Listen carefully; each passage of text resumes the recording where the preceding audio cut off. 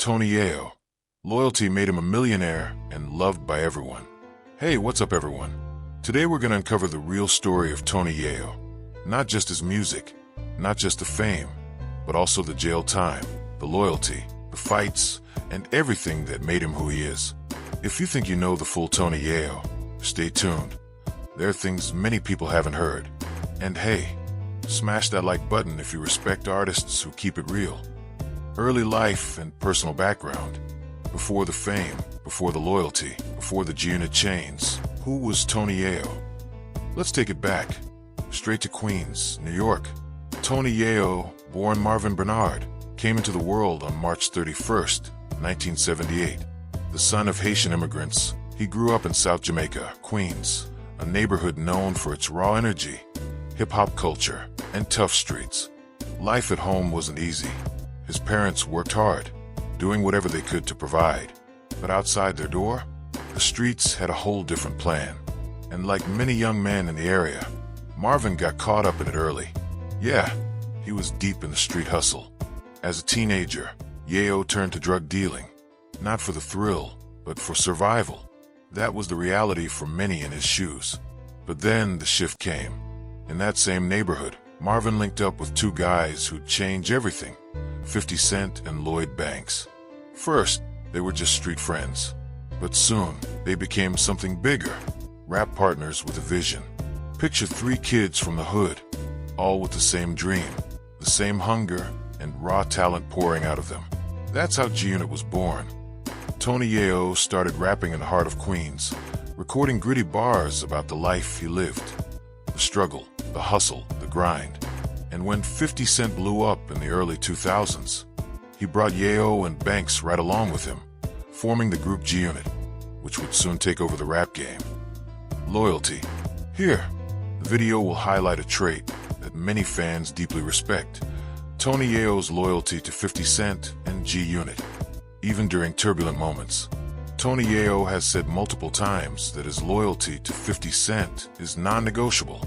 In an interview, he stated that even though he had opportunities to work with other artists like Jay-Z, Fat Joe, etc., he wouldn't pursue those partnerships or business meetings because of their past conflicts with 50. His loyalty to 50 takes priority, never seen siding with 50's enemies. In a 2022 interview with Vlad TV, Yayo made it very clear, even if he's not on speaking terms with 50 Cent for any reason, he would never align himself with 50's enemies. He said seeing people support 50's rivals or speak out against him is something that simply doesn't match his values. Tough love, mutual respect. Yayo also admitted that 50 Cent can be tough, demanding, military in how he deals with his artists, but that this behavior is part of what made 50 a respected businessman. He looks after the group, sets standards, and protects everyone's interests. Despite those challenges, Yayo fully acknowledges 50's role and leadership. Have you ever seen a group member as solid as Yayo is with 50? Even with fights, accusations, pressure, he stays loyal. How do you think that impacts his legacy? Is loyalty more important than success? Legal troubles and confronts. In December 31st, 2002, Tony Yayo was arrested with 50 Cent and others for first-degree possession of a loaded firearm by a convicted felon. He had a Glock 20 and a Colt Arkansas 15 in the trunk of his car. He had a prior gun charge warrant and a previous drug possession charge. He was sentenced for bail jumping and served time in Lakeview Shock Incarceration Facility. The next day after being paroled, January 8, 2004, he was arrested for possession of a forged passport and spent some time in federal prison until February 24, 2004. March 2007 incident. Yayo was accused of assaulting a 14-year-old boy, the son of Jimmy Henchman Roseman, boss of Czar Entertainment. The boy was allegedly wearing a Czar Entertainment t-shirt. Yayo reportedly pushed him against a wall, slapped him, and used harsh words. Prosecutors offered Yayo 9 months in jail if he pleaded guilty, but he rejected the plea. All criminal charges were later dropped.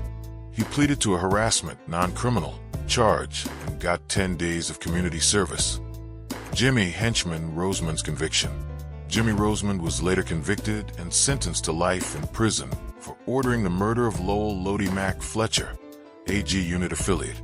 This murder was ordered in retaliation for Fletcher's involvement in events following the assault on Rosemond's son. See, in the rap game, people come and go. Friends turn into strangers real quick. But Yayo, his loyalty ran deep. He stood by 50 Cent from day one, through shootings, street wars, and industry drama. And that loyalty, it came back around. While he was still behind bars, the world watched something rare happen. Eminem, 50 Cent, and the entire G-Unit crew stepped onto the stage at the 2003 MTV Video Music Awards, all wearing shirts that read, "Free Yayo." Yeah, the biggest names in the game, putting Yayo's name on their backs, literally. It wasn't just a fashion statement. It was a message, a show of brotherhood, a reminder that real ones don't get forgotten, even when they're locked away. And guess what? That moment sparked something bigger. Fans started chanting, "Free Yayo." The streets started buzzing, and artists across the industry began to respect Yayo, not just for his bars, but for the loyalty he inspired. Nothing but pain, stuck in this game, searching for fortune and fame.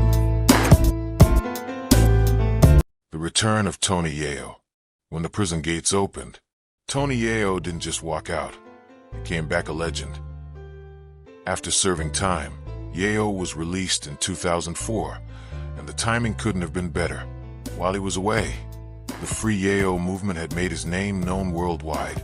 He went in as just another street rapper, but came out a symbol of loyalty, respect, and street credibility. And guess what the first thing he did was? He jumped right back into the G-Unit machine. No time wasted. 50 Cent had saved a spot for him, not just out of loyalty, but because the fans wanted him. The hype was real. The streets wanted to hear what Yayo had to say after prison. That same year, he dropped his debut album, Thoughts of a Predicate Felon, 2005. It debuted at number 2 on the Billboard 200, with hit singles like So Seductive featuring 50 Cent. Music career, albums, sales, and chart positions.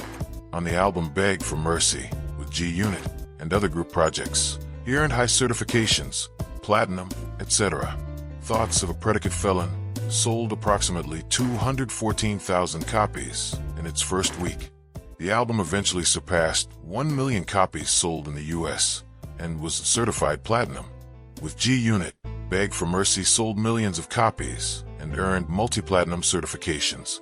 He later returned to activity through mixtapes and more independent releases. In 2023, he released the Loyal mixtape. Tony Yayo's net worth.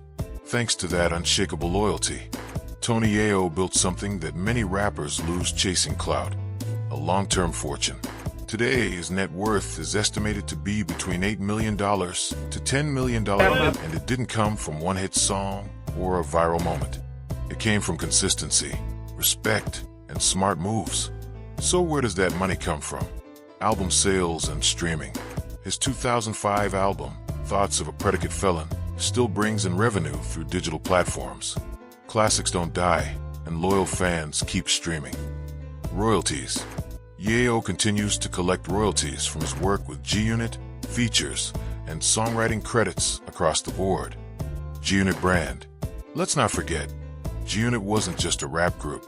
It was a business empire. Clothing lines, endorsements, DVDs, and Yayo was part of it all. Even if the brand slowed down, checks still come in.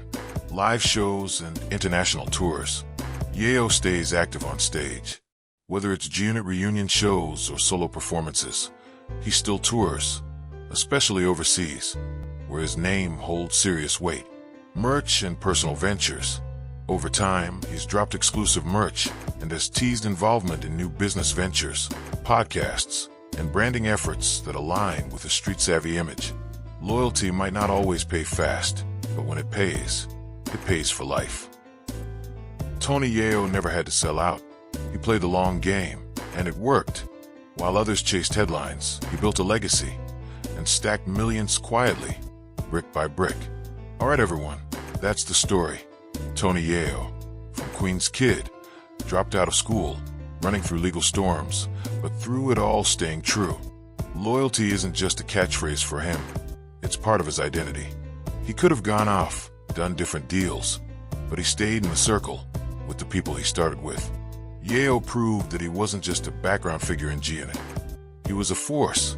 His voice, delivery, and raw storytelling gave fans exactly what they expected from someone who had lived the life he rapped about.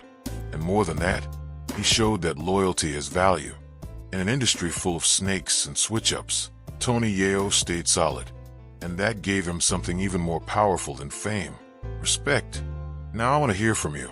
What sticks out more, the music or the loyalty? Which do you think means more in a rapper's legacy? Drop that in the comments. If you like this deep dive, hit subscribe. Share with a friend who's into hip-hop culture and real stories. Peace.